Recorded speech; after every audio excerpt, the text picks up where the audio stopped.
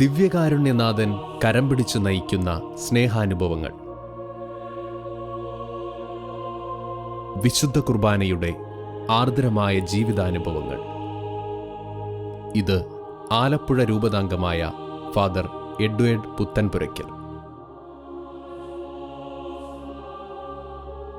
മദ്യപാനത്തിനും ലഹരിക്കും അടിമപ്പെട്ട മനുഷ്യരെ പുതുജീവിതത്തിലേക്ക് തിരിച്ചു നയിക്കുന്ന തിബേരിയാസ് സ്നേഹതീരം എന്ന സ്ഥാപനത്തിൽ നിരവധി വർഷം ശുശ്രൂഷ ചെയ്ത എഡ്വേർഡ് അച്ഛൻ തന്നെ കരം പിടിച്ചു നയിക്കുന്ന ദിവ്യകാരുണ്യനാഥന്റെ സ്നേഹത്തെക്കുറിച്ച് നമ്മോട് പങ്കുവയ്ക്കുന്നു.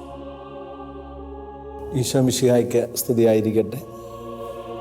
എൻ്റെ പേര് ഫാദർ എഡ്വേർഡ് പുത്തൻപുരയ്ക്കൽ, ആലപ്പുഴ രൂപത അംഗമാണ്. ഞാൻ വൈദികനായിട്ട് 23 കൊല്ലം കഴിഞ്ഞിരിക്കുന്നു. ഈ ദൈവരാജ്യ ശുശ്രൂഷയിൽ 23 കൊല്ലം കർത്താവിൻ്റെ ബലിയർപ്പിക്കുവാനും കർത്താവിനോട് ദൈവജനത്തിനു വേണ്ടി പ്രാർത്ഥിക്കാനും അവസരം തന്നതിന് നന്ദി പറയുന്നു.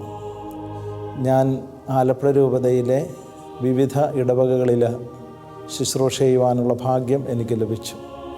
അതോടൊപ്പം തന്നെ ഈ തിബേരിയാസ് സ്നേഹതീരം എന്ന പേരിൽ അറിയപ്പെടുന്ന ലഹരി വിരുദ്ധ പരിശീലന കേന്ദ്രത്തിലും ദീർഘനാൾ സേവനം ചെയ്യുവാൻ ദൈവം അനുവദിച്ചു. എൻ്റെ ജീവിതത്തിലുണ്ടായ ദിവ്യകാരുണ്യ അനുഭവ ശുശ്രൂഷകളെക്കുറിച്ച് പങ്കുവയ്ക്കുവാൻ ആഗ്രഹിക്കുകയാണ്. 1980 ഞാൻ ആലപ്പുഴ രൂപതയിൽ പ്രവർത്തിക്കുന്ന സെയിൻറ്റ് ആൻ്റണീസ് ഓർഫനേജിൽ പഠിച്ചുകൊണ്ടിരുന്ന സമയത്ത് ആലപ്പുഴ രൂപതയുടെ ദൈവദാസൻ എന്ന് അറിയപ്പെടുന്ന മോൺസിഞ്ഞോർ റൈനോഡ്സ് പുരയ്ക്കലിൻ്റെ ജീവിതത്തിൽ സംഭവിച്ച ഒരു ദിവ്യകാരുണ്യ അനുഭവം വിശുദ്ധ കുർബാനയോടുള്ള എൻ്റെ ഭക്തി വർദ്ധിപ്പിക്കുവാൻ കാരണമായി. 1980കളിൽ ഉണ്ടായ ഒരു ദിവ്യകാരുണ്യ അനുഭവമാണ് ഞാൻ പങ്കുവയ്ക്കാൻ ആഗ്രഹിക്കുന്നത്. അന്ന് 6ാം ക്ലാസ്സിൽ പഠിച്ചുകൊണ്ടിരിക്കുന്ന സമയത്ത് ഞങ്ങൾ 250ഓളം കുട്ടികൾ സെയിൻറ്റ് ആൻ്റണീസ് ഓർഫനേജിൽ പഠിക്കുകയായിരുന്നു. ആ സമയത്ത് ഞങ്ങളുടെ ആ സ്ഥാപനത്തിലെ ജീവിതം വളരെയേറെ ദാരിദ്ര്യം ഉള്ള ഒരു ജീവിതമായിരുന്നു. ഭക്ഷണത്തിന് വേണ്ടിയും ഒരുപാട് ഭൗതിക സാഹചര്യങ്ങൾക്ക് വേണ്ടിയും ഒരുപാട് വെല്ലുവിളികൾ നേരിട്ടുകൊണ്ടിരുന്ന ആ കാലഘട്ടത്തിൽ ഞങ്ങളുടെ പിതാവായ ദൈവദാസൻ മോൺസിഞ്ഞോർ റൈനോഡ്സ് പുരയ്ക്കൽ ഞങ്ങളോട് എപ്പോഴും ദിവ്യകാരുണ്യത്തിൽ എഴുന്നള്ളിയിരിക്കുന്ന ഈശോയെക്കുറിച്ച് പറഞ്ഞു തരുമായിരുന്നു. ദിവ്യകാരുണ്യ ഈശോയോട് പ്രാർത്ഥിക്കുവാൻ ഞങ്ങളോട് ആവശ്യപ്പെടുമായിരുന്നു. അദ്ദേഹം എല്ലാ ദിവസവും രാത്രിയിലെ ഞങ്ങളെല്ലാവരും ഉറങ്ങിക്കഴിയുമ്പോൾ അദ്ദേഹം ചെയ്യുന്ന ഒരു പ്രവൃത്തി ഒരു ദിവസം ഞാൻ കാണാനിടയായി. അദ്ദേഹം രാത്രിയിൽ ഞങ്ങളെല്ലാം ഉറക്കമായി കഴിഞ്ഞപ്പോൾ ദേവാലയത്തിലേക്ക് അദ്ദേഹം കടന്നു വരുന്നത് ഞാൻ കണ്ടു. അന്ന് എനിക്ക് ഉറങ്ങാൻ സാധിച്ചില്ല. എന്താണ് ദൈവദാസനായ മോൺസിഞ്ഞോർ റൈനോഡ്സ് ചെയ്യുന്നത് എന്ന് നോക്കാൻ വേണ്ടി ഞാൻ അന്ന് ഉറങ്ങാതെ എഴുന്നേറ്റ് നിന്ന് ആ രാത്രിയിൽ ഞാൻ നോക്കി. അപ്പോൾ ഞാൻ കണ്ട കാഴ്ച, മോൺസിഞ്ഞോർ റൈനോഡ്സ് ദേവാലയത്തിലേക്ക് കയറി വരികയും ശബ്ദമുണ്ടാക്കാതെ വാതിൽ തുറക്കുകയും സക്രാരിയുടെ മുമ്പിൽ തൻ്റെ സങ്കടം പങ്കുവയ്ക്കുകയും ചെയ്യുന്നത് ഞാൻ കണ്ടു. ഇതൊരു ദിവസം മാത്രമല്ല, എല്ലാ ദിവസവും മോൺസിഞ്ഞോർ ഇങ്ങനെ ചെയ്യുമായിരുന്നെന്ന് പിന്നീട് അറിയാൻ കഴിഞ്ഞു. സക്രാരിയിൽ തൻ്റെ സങ്കടം പങ്കുവയ്ക്കുന്ന രാത്രികൾ അദ്ദേഹത്തിൻ്റെ ജീവിതത്തിൻ്റെ നിത്യശൈലിയായിരുന്നുവെന്ന് പിന്നീട് മനസ്സിലാക്കാൻ കഴിഞ്ഞിട്ടുണ്ട്. വിശുദ്ധ കുർബാനയോടാണ് അദ്ദേഹം തൻ്റെ സങ്കടങ്ങളെല്ലാം പറഞ്ഞിരുന്നത്. ആകുലതകളും ഉത്കണ്ഠകളും ഇറക്കി വയ്ക്കാൻ സാധിക്കുന്ന സങ്കടങ്ങളുടെ സക്രാരിയായിരുന്നു ഞങ്ങളുടെ ദേവാലയത്തിലെ വിശുദ്ധ കുർബാന ഉൾക്കൊള്ളുന്ന സക്രാരി. ആ സക്രാരിയിൽ നിന്നാണ് ഞങ്ങളുടെ പ്രിയപ്പെട്ട പിതാവായ മോൺസിഞ്ഞോർ റൈനോഡ്സ് പുരയ്ക്കൽ ശക്തി പ്രാപിച്ചിരുന്നത്. പ്രത്യാശയോടെയും കണ്ണുനീരോടും കൂടിയുള്ള അദ്ദേഹത്തിൻ്റെ പ്രാർത്ഥനയിൽ ദിവ്യകാരുണ്യനാഥൻ അദ്ദേഹത്തെ അനുഗ്രഹിക്കുന്നത് കാണാമായിരുന്നു. ഏതൊരു നിയോഗങ്ങളും അദ്ദേഹം രാത്രികളിൽ സക്രാരിയിലേക്ക് കൊണ്ടുവരുമായിരുന്നു. അവിടെ നിശബ്ദനായിരുന്ന് കരയുമായിരുന്നു. അദ്ദേഹത്തിൻ്റെ കണ്ണുനീരിൻ്റെ പ്രാർത്ഥന ശക്തിയുള്ളതായിരുന്നു.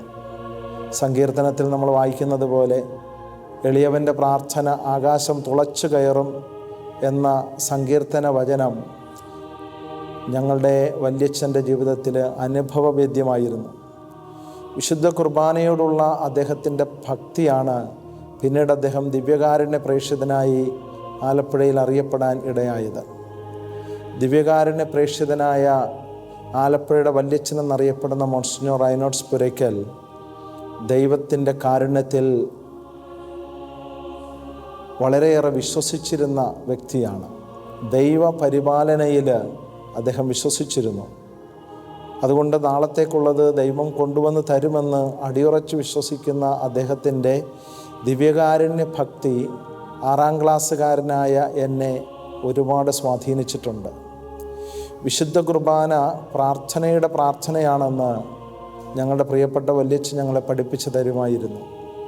എന്ത് സങ്കടവും സക്രാരിയിൽ സമർപ്പിക്കണമെന്ന് ഞങ്ങളെ ഓർമ്മിപ്പിക്കുമായിരുന്നു. അന്ന് ഞങ്ങളുടെ കുഞ്ഞു മനസ്സുകളിൽ ഈ ദിവ്യകാരുണ്യ ഭക്തി അദ്ദേഹം വിതറിയിരുന്നു. അത് 100, 60, 30 മേനി ഫലം പുറപ്പെടുവിക്കുവാൻ പിൽക്കാലത്തിടയാക്കി. വല്യച്ഛൻ എന്ന ദൈവദാസൻ, ആലപ്പുഴയുടെ വല്യച്ഛൻ എന്നറിയപ്പെടുന്ന ദൈവദാസൻ ദിവ്യകാരുണ്യത്തിൽ കാണിക്കുന്ന അഗാധമായ ഭക്തിയും ആശ്രയബോധവും ആ ഇളം മനസ്സിൽ അന്ന് എന്നെ വല്ലാതെ ആകർഷിച്ചിരുന്നു.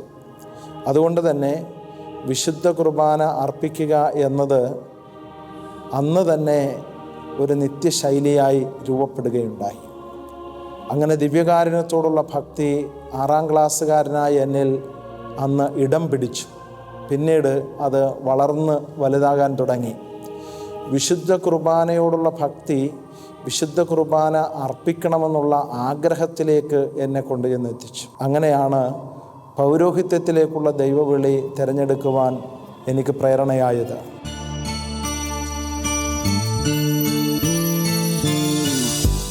കരുണതൻ കയർ പിടിച്ച് നയിച്ചിടും സ്നേഹമേ, കരുണതൻ കയർ പിടിച്ച് നയിച്ചിടും സ്നേഹമേ, ദിവ്യകാരുണ്യ സ്നേഹമേ, പരിശുദ്ധ സ്നേഹമേ, ദിവ്യകാരുണ്യ സ്നേഹമേ, പരിശുദ്ധ സ്നേഹമേ, പരിശുദ്ധ പരമദിവ്യകാരുണ്യമേ, അനന്ത സ്നേഹമേ, പരിശുദ്ധ പരമദിവ്യകാരുണ്യമേ, അനന്ത സ്നേഹമേ. വിശുദ്ധ കുർബാനയോടുള്ള തീക്ഷ്ണത വർദ്ധിപ്പിക്കുവാൻ ഇടയായ മറ്റൊരു ദിവ്യകാരുണ്യ അനുഭവം ഒരു സാധാരണ കൂലിപ്പണിക്കാരൻ്റെ ജീവിതത്തിൽ നിന്നാണ് മനസ്സിലാക്കുവാനിടയായത്. വിശുദ്ധ യോഹന്നാൻ്റെ സുവിശേഷം 6-ാം അധ്യായം 27-ാമത്തെ തിരുവചനത്തിൽ നമ്മളിങ്ങനെ വായിക്കുന്നുണ്ടല്ലോ, അപ്പം വർദ്ധിപ്പിച്ചതിന് ശേഷം യേശുവിനെ അന്വേഷിക്കുന്ന ശിഷ്യന്മാരോട് യേശു പറയുന്ന വചനമാണിത്: നശ്വരമായ അപ്പത്തിനു വേണ്ടി അധ്വാനിക്കാതെ അനശ്വരമായ അപ്പത്തിനു വേണ്ടി നിങ്ങൾ അധ്വാനിക്കുവിൻ. എന്തെന്നാൽ പിതാവായ ദൈവം അവൻ്റെ മേൽ അംഗീകാരമുദ്ര വച്ചിരിക്കുന്നു എന്ന തിരുവചനം. ഒരു സാധാരണ കൂലിപ്പണിക്കാരൻ എല്ലാ ദിവസവും വിശുദ്ധ കുർബാനയിൽ പങ്കുചേരുന്നത് കാണാമായിരുന്നു. അദ്ദേഹത്തിൻ്റെ കുർബാന അനുഭവത്തിലേക്ക് കടന്നു ചെന്നപ്പോൾ അദ്ദേഹം വിശുദ്ധ കുർബാന ആസ്വദിക്കുന്ന ഒരു അഭിഷേകത്തിലേക്ക് അദ്ദേഹം വളരുകയായിരുന്നു. ഒരു നല്ല മദ്യപാനിയായ മനുഷ്യനായിരുന്നു അദ്ദേഹം. പക്ഷേ അദ്ദേഹം ഒരു ദൈവാനുഭവത്തിലൂടെ ദിവ്യകാരുണ്യ അഭിഷേകത്തിലേക്ക് അദ്ദേഹം കടന്നു വന്നു. അദ്ദേഹം ജോലി ചെയ്യുന്ന സ്ഥലത്തേക്ക് എത്തിച്ചേരണമെങ്കിൽ 2 ബസ് കയറി യാത്ര ചെയ്യണമായിരുന്നു. അദ്ദേഹം അതിരാവിലെ ഉണരുകയും പ്രാഥമികമായ തൻ്റെ ജോലികൾ പൂർത്തീകരിച്ചുകൊണ്ട് അദ്ദേഹം 1ാമത്തെ വണ്ടി കയറി ദിവ്യകാരുണ്യം അർപ്പിക്കപ്പെടുന്ന ദേവാലയത്തിൽ എത്തിച്ചേരുകയും ആ വിശുദ്ധ കുർബാന അദ്ദേഹം അനുഭവിക്കുകയും ചെയ്യും. അതിനുശേഷമാണ് തൻ്റെ 2ാമത്തെ ബസ് കയറി ജോലി സ്ഥലത്തേക്ക് അദ്ദേഹം എത്തിച്ചേരുന്നത്. അദ്ദേഹവുമായി സംസാരിക്കാൻ ഇടയായപ്പോൾ അദ്ദേഹം ഇങ്ങനെ പറയുകയുണ്ടായി, ഈ ദിവ്യകാരുണ്യ അനുഭവം എന്നെ സംബന്ധിച്ചിടത്തോളം ഒരു ആസ്വാദനമാണ് എന്ന്. അദ്ദേഹം ഈശോയെ ആസ്വദിക്കുകയായിരുന്നു.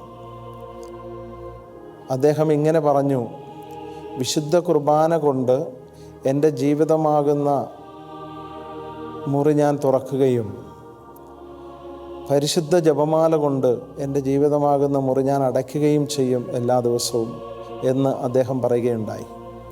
വിശുദ്ധ കുർബാന അദ്ദേഹത്തിന് കൊടുത്തിരുന്ന ശക്തി അവർണ്ണനീയമായ ഒരു അഭിഷേകമായി അദ്ദേഹം പറയുമായിരുന്നു. അദ്ദേഹം വിശുദ്ധ കുർബാന അർപ്പിക്കാത്ത ഒരു ദിവസം പോലുമില്ലായിരുന്നു. തനിക്ക് ജോലി ചെയ്യാൻ കൃപ നൽകുന്നതും കുടുംബജീവിതം ആസ്വദിക്കുവാൻ തനിക്ക് അവസരം നൽകുന്നതും ഈ വിശുദ്ധ കുർബാനയായിരുന്നുവെന്ന് അദ്ദേഹം സാക്ഷ്യപ്പെടുത്തുമായിരുന്നു. എല്ലാ ദിവസവും അദ്ദേഹം വിശുദ്ധ ബലിയിൽ മുടങ്ങാതെ പങ്കുചേരും. ഈശോയ്ക്ക് അദ്ദേഹത്തെ ഇഷ്ടമായിരുന്നുവെന്ന ചിന്തയാണ് അദ്ദേഹത്തെ ബലിപീഠത്തിലേക്ക് കൊണ്ടുവരാൻ പ്രേരിപ്പിച്ചത്.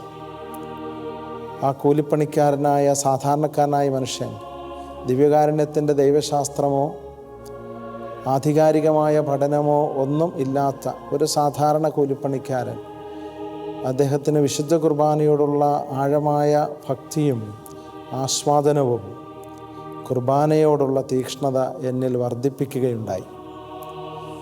അദ്ദേഹം വിശുദ്ധ കുർബാന അർപ്പിച്ച് കഴിയുമ്പോൾ, ആ വിശുദ്ധ കുർബാന അദ്ദേഹം ഭക്ഷിച്ച് കഴിയുമ്പോൾ അദ്ദേഹത്തിൻ്റെ അനുഭവം ഇതായിരുന്നു. കുർബാന അദ്ദേഹത്തെ ഭക്ഷിക്കുന്ന അനുഭവത്തിലേക്ക് അദ്ദേഹം കടന്നു വരുമായിരുന്നു.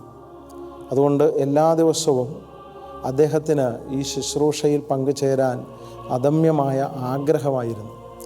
വിശുദ്ധ കുർബാന ഒരു ദിവസം പോലും മുടക്കുന്നത് ചിന്തിക്കുവാൻ പോലും അദ്ദേഹത്തിന് സാധിച്ചിരുന്നില്ല. താൻ മദ്യപാനത്തിലും ലഹരി ജീവിതത്തിലും മുഴുകിയിരുന്ന കാലഘട്ടത്തിലുണ്ടായിരുന്ന തകർച്ചകളും കുടുംബജീവിതത്തിൻ്റെ അസമാധാനവും എല്ലാം അദ്ദേഹം ഈ വിശുദ്ധ കുർബാനയിൽ അർപ്പിച്ച് ഒരു പുതിയ വ്യക്തിയായി രൂപാന്തരപ്പെട്ടു. അങ്ങനെ വിശുദ്ധ കുർബാന അദ്ദേഹത്തിൻ്റെ ജീവിതത്തിൽ ഏറ്റവും പ്രധാനപ്പെട്ട ദിനമായി മാറുകയാണ്. യേശയ്യായുടെ പ്രവചന ഗ്രന്ഥത്തിൽ 20-ാം അധ്യായത്തിൻ്റെ 20-ാം വാക്യത്തിലൂടെ കടന്നു പോകുമ്പോൾ അവിടെ പറയുന്ന വചനം ഇതാണ്: ദാവീദ് ഭവനത്തിൻ്റെ താക്കോൽ അവൻ്റെ മേൽ വയ്ക്കപ്പെട്ടിരിക്കുന്നു. അവൻ അടച്ചാൽ ആരും തുറക്കില്ല, അവൻ തുറന്നാൽ ആരും അടക്കില്ല എന്ന വചനം ഈ സാധാരണ മനുഷ്യൻ്റെ ജീവിതത്തിൽ അനർത്ഥമാണ്. അദ്ദേഹത്തിൻ്റെ ജീവിതം വിശുദ്ധ കുർബാന കൊണ്ട് തുറക്കുകയും പരിശുദ്ധ ജപമാല കൊണ്ട് അടയ്ക്കുകയും ചെയ്തുകൊണ്ട് അദ്ദേഹം തൻ്റെ ജീവിതം ആസ്വദിച്ചിരുന്നു. അതുകൊണ്ട് ദിവ്യകാരുണ്യത്തിലുള്ള അദ്ദേഹത്തിൻ്റെ ഭക്തി അദ്ദേഹത്തിൻ്റെ കുടുംബത്തിലാകമാനം വ്യാപിച്ചിരുന്നു. അദ്ദേഹവും കുടുംബവും വിശുദ്ധ കുർബാന അർപ്പണം നിർബന്ധമായ ഒരു ശീലവും സ്വഭാവവുമാക്കിയിരുന്നു. അങ്ങനെ അദ്ദേഹത്തിൻ്റെ അഭിവൃദ്ധിയുടെ അടിസ്ഥാന കാരണം, സമാധാനത്തിൻ്റെ ആന്തരിക കാരണം വിശുദ്ധ കുർബാനയാണ് എന്ന് പറയുന്നതിൽ അദ്ദേഹം എപ്പോഴും സന്തോഷവാനായിരുന്നു. ഈ കുലിപ്പണിക്കാരൻ്റെ, സാധാരണ മനുഷ്യൻ്റെ കുർബാനയോടുള്ള തീക്ഷ്ണമായ ഭക്തി വിശുദ്ധ കുർബാന അർപ്പിക്കുന്ന എന്നിൽ വലിയ സ്വാധീനമുണ്ടാക്കി. വിശുദ്ധ കുർബാന എന്താണ് എന്ന് അറിയുവാനും വിശുദ്ധ കുർബാന അർപ്പിക്കുമ്പോൾ എന്താണ് സംഭവിക്കുന്നത് എന്ന് മനസ്സിലാക്കാനും ഈ കൂലിപ്പണിക്കാരൻ എന്നെ സഹായിച്ചു. വിശുദ്ധ കുർബാന അർപ്പിക്കുമ്പോൾ അദ്ദേഹം ആസ്വദിക്കുന്ന അനുഭവത്തിലേക്ക് വരികയാണ്. കുർബാന ദിവ്യകാരുണ്യ അഭിഷേകമായി അദ്ദേഹത്തിൻ്റെ ജീവിതത്തിൽ ഇറങ്ങി വരുന്നു. ഈ ദിവ്യകാരുണ്യ അനുഭവം എനിക്കും ഒരു സ്വാധീന ശക്തിയായി വളർന്നു. പിന്നീട് കർത്താവിൻ്റെ ബലിപീഠത്തിൽ വരുമ്പോൾ അഭയവും സങ്കേതവും കണ്ടെത്തുന്ന കുരുകിൽ പക്ഷിയെപ്പോലെ വിശുദ്ധ കുർബാന എന്നെ ഒരുപാട് സ്വാധീനിക്കുവാനും കൃപയെ നിറയുവാനും സഹായിച്ചിട്ടുണ്ട്. ആ സാധാരണ മനുഷ്യൻ്റെ ജീവിതത്തിലുണ്ടായ അടയാളങ്ങളും അത്ഭുതങ്ങളും ആന്തരിക പ്രചോദനവും വിശുദ്ധ കുർബാനയോടുള്ള ഭക്തി വർദ്ധിപ്പിക്കുവാൻ കാരണമാക്കി. ആത്മീയ ജീവന്റെ അപ്പമായി നിത്യമാം ജീവന്റെ ഭോജ്യമായി ആഗതനാകുന്നു യേശുനാഥൻ. ദിവ്യകാരുണ്യ സ്വരൂപനായി ആരാധിക്കാം, പാട്ടുപാടാം, ആ തിരുനാമത്തെ പാടി വാഴ്ത്താം, ആനന്ദ കീർത്തനം പാടി നിത്യം ആരാധനാ സ്തുതി സ്തോത്രമേകാം. എൻ്റെ ജീവിതത്തിൽ ദിവ്യകാരുണ്യം ചെലുത്തിയ ഒരു സ്വാധീനം ഒരു ചെറുപ്പക്കാരൻ്റെ ജീവിത അനുഭവമാണ്. ജോമോൻ എന്ന ഒരു ചെറുപ്പക്കാരൻ വിശുദ്ധ കുർബാന അനുഭവം പങ്കുവയ്ക്കുന്നത് ഇങ്ങനെയാണ്. അദ്ദേഹം വിശുദ്ധ കുർബാന അനുഭവത്തിലേക്ക് വന്നു കഴിഞ്ഞപ്പോൾ യേശു അദ്ദേഹത്തിൻ്റെ ഇൻറ്റിമേറ്റ് ഫ്രണ്ട് ആവുകയായിരുന്നു. അതുകൊണ്ട് തന്നെ ഒരുപാട് തവണ ഈ ചെറുപ്പക്കാരൻ നിത്യാരാധനയിൽ ചെലവഴിക്കുക പതിവായിരുന്നു. ദൈവരാജ്യ ശുശ്രൂഷയിലേക്ക് കടന്നു വരികയും ചെറിയ ചെറിയ ധ്യാന ശുശ്രൂഷകളിൽ അദ്ദേഹം സഹായിക്കുകയും ചെയ്യുമായിരുന്നു. അങ്ങനെ വിശുദ്ധ കുർബാന നിരന്തരമായി അർപ്പിക്കണമെന്നുള്ള ആഗ്രഹം അദ്ദേഹത്തിന് ജനിക്കുകയുണ്ടായി. അതുകൊണ്ട് എല്ലാ ദിവസവും രാവിലെ എഴുന്നേറ്റ് വിശുദ്ധ കുർബാനയിൽ പങ്കുകൊള്ളുക, വിശുദ്ധ കുർബാന ഭക്ഷിക്കുക എന്നത് നിത്യശീലമായി തീർന്നു. ഒരു ദിവസം അദ്ദേഹത്തിന് വല്ലാത്തൊരു ഷോക്കിംഗ് ആയിട്ടുള്ളൊരു എക്സ്പീരിയൻസ് അദ്ദേഹത്തിനുണ്ടായി. അദ്ദേഹത്തിൻ്റെ ഫാദർ മരിച്ചുപോയി. 18ാമത്തെ വയസ്സിൽ അദ്ദേഹത്തിൻ്റെ പിതാവ് മരണപ്പെട്ടപ്പോൾ അദ്ദേഹം വല്ലാതെ തകർന്നുപോയി. ആ ചെറുപ്പക്കാരൻ ആ മരണവീട്ടിൽ തൻ്റെ മുറിയടച്ച് അദ്ദേഹം അകത്തിരിക്കുമ്പോൾ ഒരുപാട് ചിന്തകൾ അദ്ദേഹത്തിൻ്റെ മനസ്സിലൂടെ കടന്നു പോവുകയുണ്ടായി. എങ്കിലും അദ്ദേഹത്തിന് അന്ന് ഉറങ്ങാൻ കഴിഞ്ഞില്ല.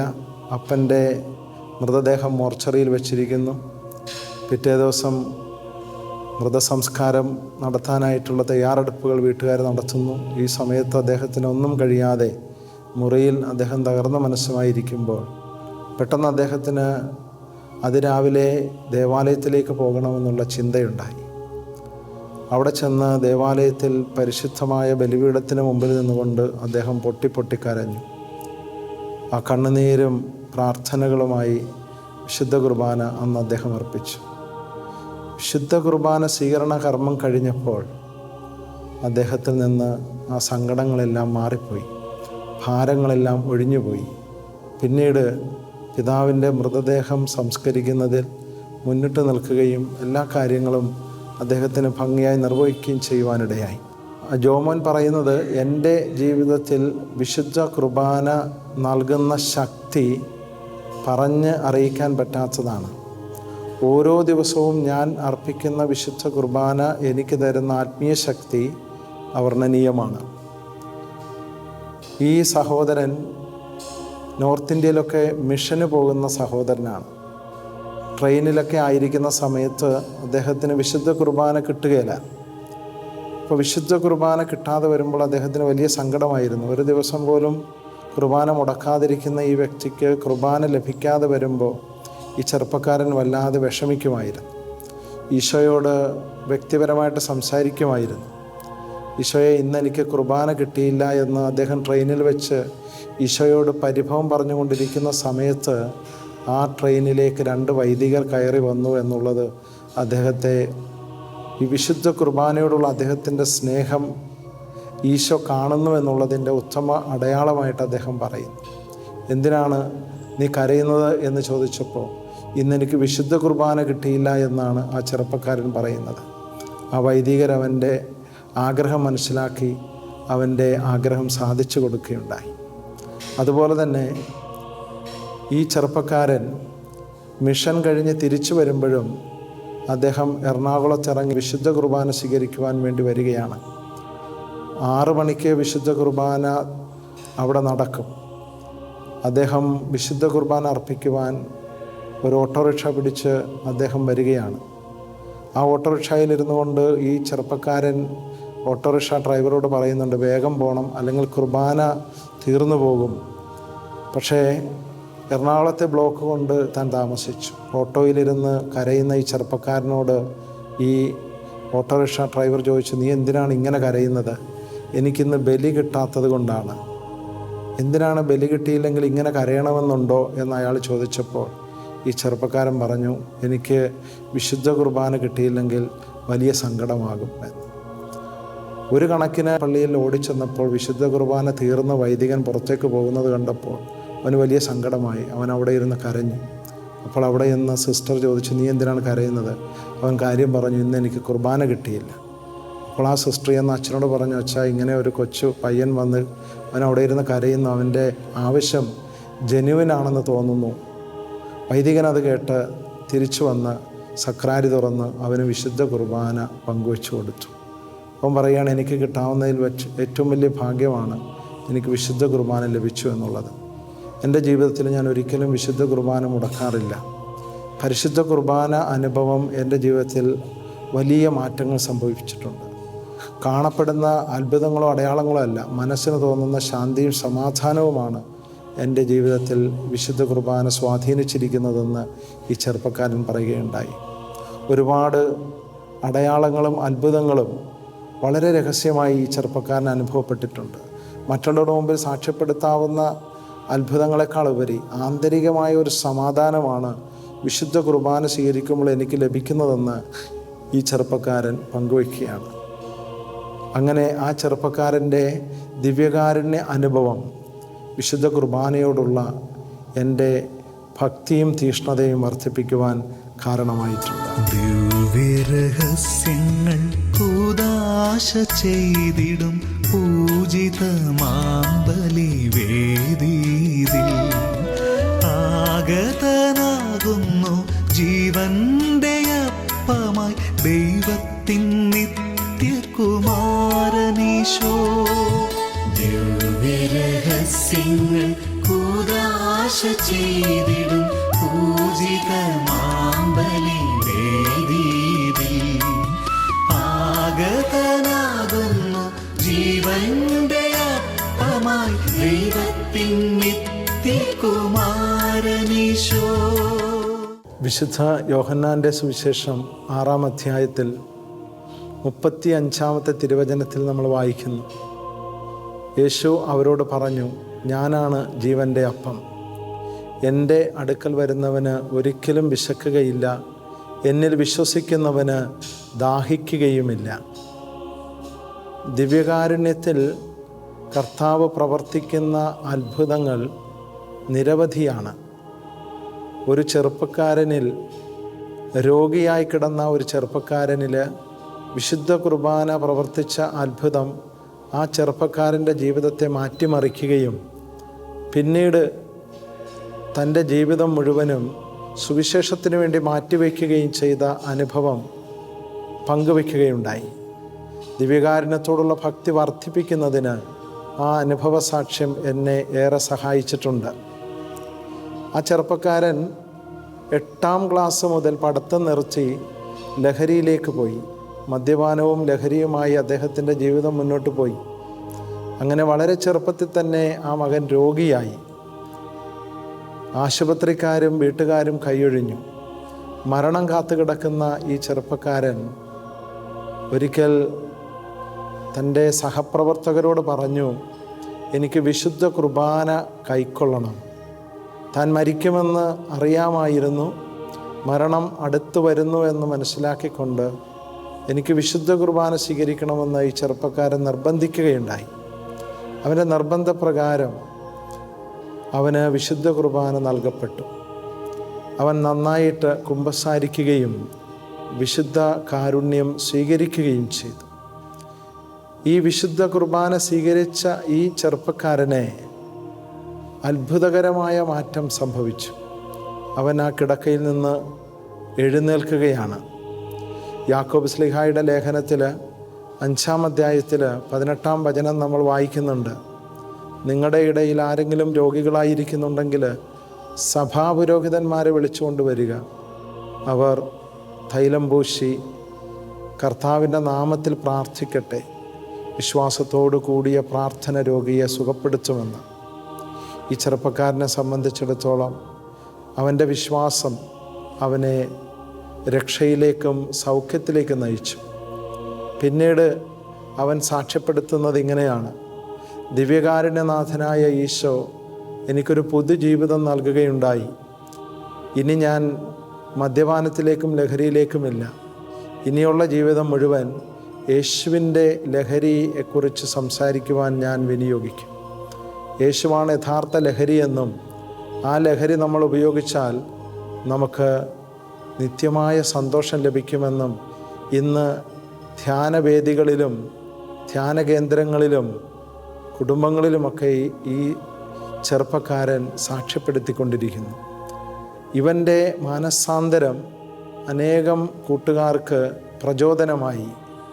അവർ വിശുദ്ധ കുർബാനയോടുള്ള ആഴവും അടുപ്പവും ഈ ചെറുപ്പക്കാരൻ്റെ ജീവിതത്തിലുണ്ടായ മാറ്റം ഇവരെ പ്രചോദിപ്പിച്ചു. അങ്ങനെ അവരെല്ലാവരും ധ്യാന ശുശ്രൂഷകളിൽ പങ്കെടുക്കുകയും അവരിലുണ്ടായിരുന്ന മദ്യപാന സ്വഭാവം മാറ്റുകയും യേശുവാണ് യഥാർത്ഥ ലഹരിയെന്ന് മനസ്സിലാക്കിക്കൊണ്ട് അവർ നിത്യകുർബാനയിൽ പങ്കുചേരുകയും ചെയ്യുന്നു. ഈ ചെറുപ്പക്കാരന് വന്ന മാറ്റം അനേകരിലേക്ക് പകരുകയാണുണ്ടായത്.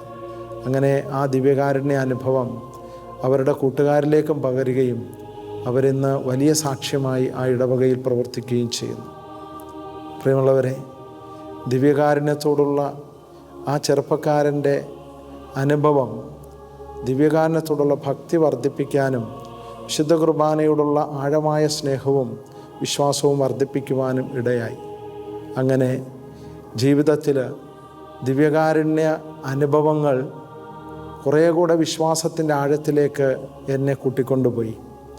പൗരോഹിത്യത്തിൻ്റെ ബലിപീഠത്തിൽ പൂർണ്ണമായും സമർപ്പിക്കപ്പെട്ട് വിശുദ്ധ കുർബാനയെ ആകുന്ന കാസായും പിലാസായും ഉയർത്തുമ്പോൾ ആ ദിവ്യകാരുണ്യ അനുഭവം ഒരു വലിയ ആത്മീയ അനുഭവമാണ്. ഒരു ദിവ്യകാരുണ്യം അർപ്പിക്കപ്പെടുന്ന ബലിപീഠത്തിൽ സ്വർഗവും ഭൂമിയും ഒന്നു ചേരുകയാണ്. അവിടെ പരിശുദ്ധ ത്രിത്വവും മാലാഖമാരുടെ ദൂതഗണവും വിശുദ്ധന്മാരും പരിശുദ്ധ കന്യകാമാതാവും അതുപോലെ തന്നെ സകല നവവൃന്ദ വാനമേഘങ്ങളിലെ ദൂതന്മാരും ദൈവജനവും സകല മരിച്ച വിശ്വാസികളും ആ വിശുദ്ധ ബലിപീഠത്തിന് മുമ്പിൽ സമ്മേളിക്കുന്നു. ഇത്രയും ദിവ്യമായ ഒരു അനുഭവമാണ് ഓരോ വിശുദ്ധ കുർബാന അർപ്പണത്തിലും സംഭവിക്കുന്നത് എന്നുള്ളത് ഈ സ്വർഗീയ ദർശനം നമ്മളെ കൂടുതൽ ആഴത്തിൽ കുർബാനയെ സ്നേഹിക്കുവാൻ പഠിപ്പിക്കുന്നു. വിശുദ്ധ കുർബാന നമ്മൾ ഭക്ഷിക്കുകയല്ല, മറിച്ച് വിശുദ്ധ കുർബാന നമ്മെ ഭക്ഷിക്കുകയാണ്. അതുകൊണ്ട് ഈ അപ്പം ഭക്ഷിക്കുന്നവൻ ഒരിക്കലും വിശക്കുകയില്ല എന്ന് ഈശോ പറയുന്നതിൻ്റെ അർത്ഥം അതാണ്. ഈ കുർബാനയപ്പം ഭക്ഷിക്കുമ്പോൾ, അവൻ്റെ രക്തം നമ്മൾ പാനം ചെയ്യുമ്പോൾ നമ്മൾ അവനിൽ വസിക്കുന്നു. അവനിൽ വസിക്കുന്നവർക്ക് വിശപ്പും ദാഹവും ഉണ്ടാവുകയില്ല. എന്തെന്നാൽ ഇത് അനശ്വര അപ്പമാണെന്ന് ഈശോ നമ്മളെ ഓർമ്മപ്പെടുത്തുകയാണ്. ഈ കാസായിലും ഈ പിലാസായിലും കടന്നു വരുന്ന പൊന്നുതമ്പുരാനായ ഈശോയെ ദിവ്യകാരുണ്യത്തിൽ അനുഭവിക്കുവാൻ ഈ ദിവ്യകാരുണ്യനാഥൻ നമ്മളെ സഹായിക്കട്ടെ എന്ന് പ്രാർത്ഥിക്കുന്നു. ദൈവം നമ്മെ അനുഗ്രഹിക്കട്ടെ. ആമേൻ. പരിശുദ്ധ പരമ ദിവ്യകാരുണ്യമേ, അനന്ത സ്നേഹമേ, പരിശുദ്ധ പരമ ദിവ്യകാരുണ്യമേ, അനന്ത സ്നേഹമേ, പരിശുദ്ധ പരമ ദിവ്യകാരുണ്യമേ, അനന്ത സ്നേഹമേ.